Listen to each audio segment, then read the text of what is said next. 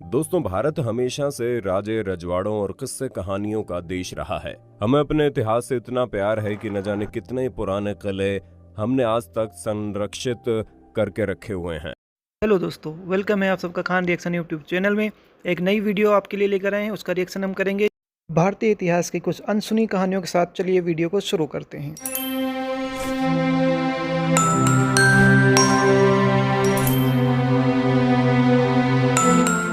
दोस्तों, भारत हमेशा से राजे रजवाड़ों और किस्से कहानियों का देश रहा है। हमें अपने इतिहास से इतना प्यार है कि न जाने कितने पुराने किले हमने आज तक संरक्षित करके रखे हुए हैं। इनमें से कई किस्से बेहद मशहूर हैं और कई बेहद ही बदनाम।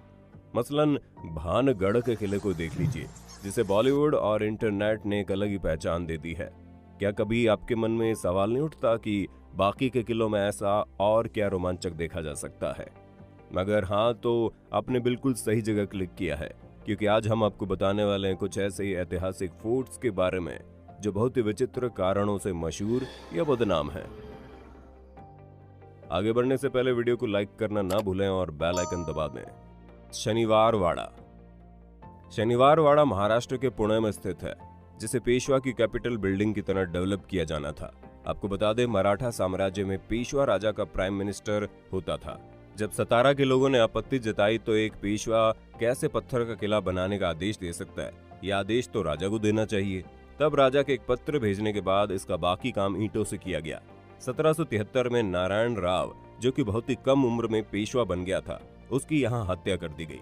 नारायण राव उस वक्त सिर्फ 18 साल का था और इस हत्या की साजिश खुद नारायण राव के करीबी रहे चाचा ने रची थी। लोग कहते हैं कि उस दिन के बाद आज तक हर पूर्णिमा की रात को नारायण राव की चीखें शनिवार वाड़ा में सुनी जा सकती हैं। लोगों ने कई बार नारायण राव की आत्मा को काका माला बचावा, यानी चाचा मुझे बचाओ, चीखते हुए सुनाए।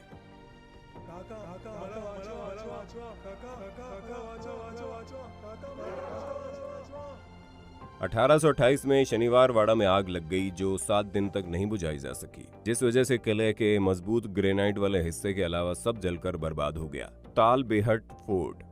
सन 1850 में मदन सिंह ललितपुर के बानपुर के राजा थे। वे अक्सर तालबेहट भी आते जाते रहते थे, इसलिए उन्होंने तालबेहट के एक किले का निर्माण करवाया। इस महल को राजा के पिता प्रहलाद सिंह ने अपना निवास स्थान बना लिया। एक और जहां मदन सिंह का नाम लोग सम्मान से लेते थे, वहीं उनके पिता प्रहलाद सिंह को बुंदेलखंड का कलंक मानते थे। राजा मदन सिंह एक वीर योद्धा और क्रांतिकारी थे, जिन्होंने 1857 की क्रांति के दौरान रानी लक्ष्मीबाई के साथ अंग्रेजों से लोहा लिया था। उसके उलट उनके पिता ने अपने परिवार की सारी इज्जत को मिट्टी में मिलाकर रख दिया। कहानी के मुताबिक अक्षय तृतीया के दिन इस इलाके में महिलाएं नेग मांगने के लिए राजा के दरवाजे पर जाया करती थी। इस त्योहार पर नेग मांगने की रस्म होती थी। इसी रस्म को पूरा करने के लिए तालबेहट राज्य की 7 लड़कियां राजा मदन सिंह के इस किले में नेग मांगने पहुंची। मदन सिंह के पिता प्रहलाद किले में अकेले थे। लड़कियों की खूबसूरती देखकर उसकी नीयत खराब हो गई और उन्होंने इन 7 को बंदी बनाकर उनके साथ बलात्कार किया। इन 7 लड़कियों पर इस सदमे का गहरा असर हुआ और सभी ने महल की छत से कूदकर अपनी जान दे दी। यहाँ के स्थानीय निवासियों के मुताबिक आज भी उन 7 पीड़ित लड़कियों की आत्माओं की चीखें तालबेहट फोर्ट में सुनाई देती हैं। राजा को जब अपने पिता की इस हरकत के बारे में पता चला तो उन्होंने दुख जताते हुए इस शर्मनाक हरकत के लिए सभी से माफी मांगी। साथ ही महल के मुख्य द्वार पर उन 7 लड़कियों के चित्र भी बनवाए। हर साल इसी दिन अब यहाँ की महिलाएं किले के मुख्य द्वार पर बनी 7 लड़कियों के चित्र की पूजा अर्चना करती है।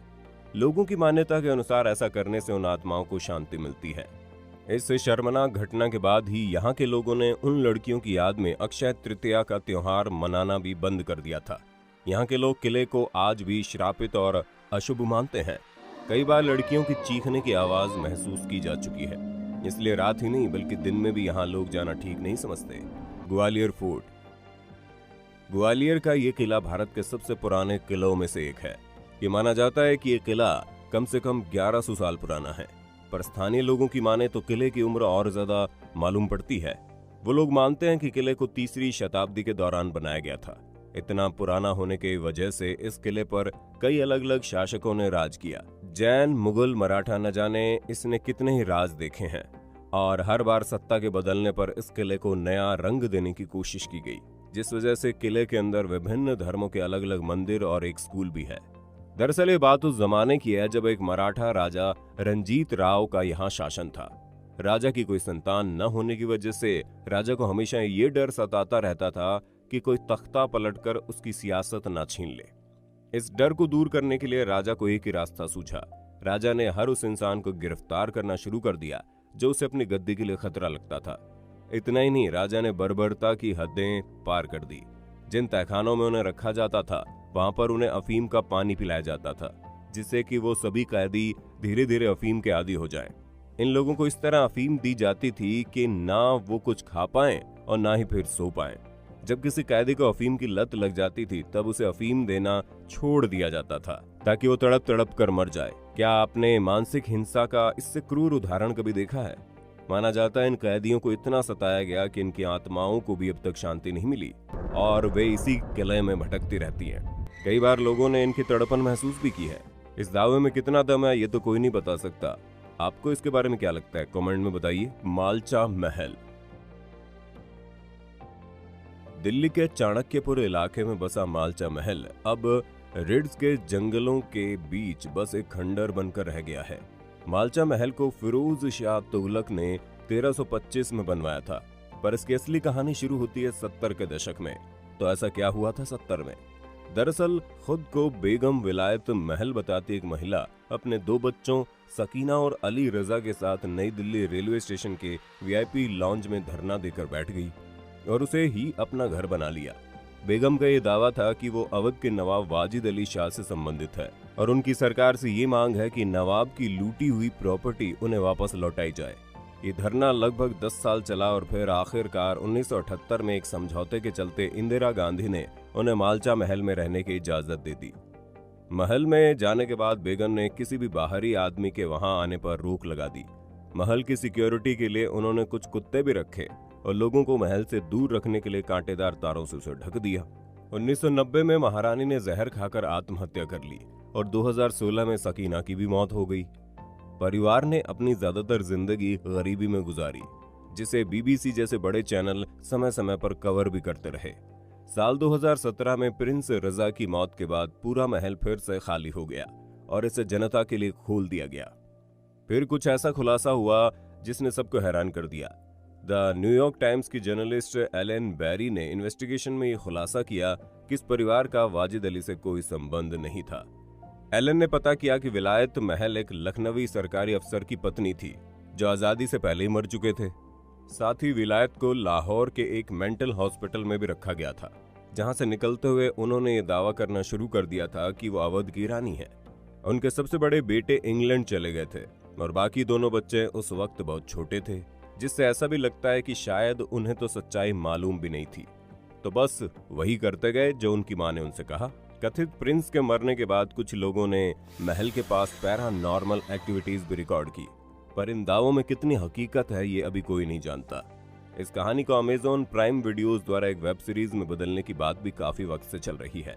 अगर ऐसा होता है तो नेमसेक और अ सुटेबल बॉय जैसी फिल्में बनाने वाली मीरा नायर इसका निर्देशन कर सकती है। गढ़कुंदर फोर्ट। दोस्तों, यूं तो ऐसे कई हॉन्टेड फोर्ट्स के बारे में हम सुनते हैं, पर गढ़कुंदर का किला उनसे बहुत ही ज्यादा अलग है। इस 5 मंजिला किले का आर्किटेक्चर बहुत ही बेहतरीन है, जिसमें 3 मंजिलें जमीन के ऊपर हैं और 2 जमीन के नीचे। कहते हैं इस किले को खास तौर पर दुश्मनों को चकमा देने के लिए बनाया गया था। दूर से देखने पर आपको लगेगा किला बिल्कुल ही नजदीक है, पर जैसे जैसे आप किले के पास जाते जाएंगे ये धोखा आपको साफ नजर आने लगेगा। बिल्कुल किसी मिराज की तरह ये किला आपको यकीन दिलाता रहता है कि आप इसके बेहद करीब है, पर ऐसा नहीं होता। साथ ही किले के 4-5 किलोमीटर दूर से अगर आपको किले का रास्ता साफ दिखाई दे रहा है तो वो भी एक भ्रम है। वो रास्ता किले के बजाय कहीं और ही ले जाता है। किले तक जाने के लिए दूसरा ही कोई रास्ता है। ये सभी कुछ सुरक्षा कारणों की वजह से किया गया था, पर कुछ सालों पहले इसी किले में एक ऐसी घटना हो गई जिसकी वजह से सरकार को इस किले के कई हिस्सों पर ताला लगाना पड़ा। दरअसल कुछ वक्त पहले पास के गांव में एक बारात आकर ठहरी थी। घूमने के लिए 50 के करीब बाराती रात में इस किले के अंदर चले गए और जमीन के नीचे बनी मंजिलों में जाने लगे। वो आखिरी रात थी जब कोई किले के नीचे गया, क्योंकि अगली सुबह तक वो सभी बाराती गायब हो चुके थे। बहुत ढूंढने पर भी किसी का कोई सुराग नहीं मिला। इस घटना से वहां के लोग इस कदर खौफ में आ गए कि सरकार को आकर किले का वो हिस्सा सभी के लिए बंद करना पड़ा। किले के अंदर निरंतर अंधेरा रहता है, साथ ही से अंदर से किसी भूल भुलैया की तरह बनाया गया है। अगर आपको अंदर की जानकारी नहीं है तो आपका रास्ता भटकना बेहद ही लाजमी है।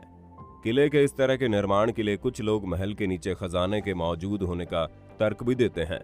माना जाता है इसी खजाने को पाने के लिए इस पर दुश्मन हमेशा आक्रमण करते रहते थे, जिस वजह से ये सभी सुरक्षा के इंतजाम किए गए थे। तो कैसा लगा आपको हमारा आज का वीडियो? उम्मीद है आज आपने कुछ नया जाना होगा। इसी तरह की और वीडियोस देखने के लिए चैनल को सब्सक्राइब कर लें और बेल आइकन दबाकर बार बार अपडेट चेक करने के झंझट से खुद को बचा लें। चलिए फिलहाल के लिए बस इतना ही। अब हमें दीजिए इजाजत। आपका बहुत बहुत शुक्रिया।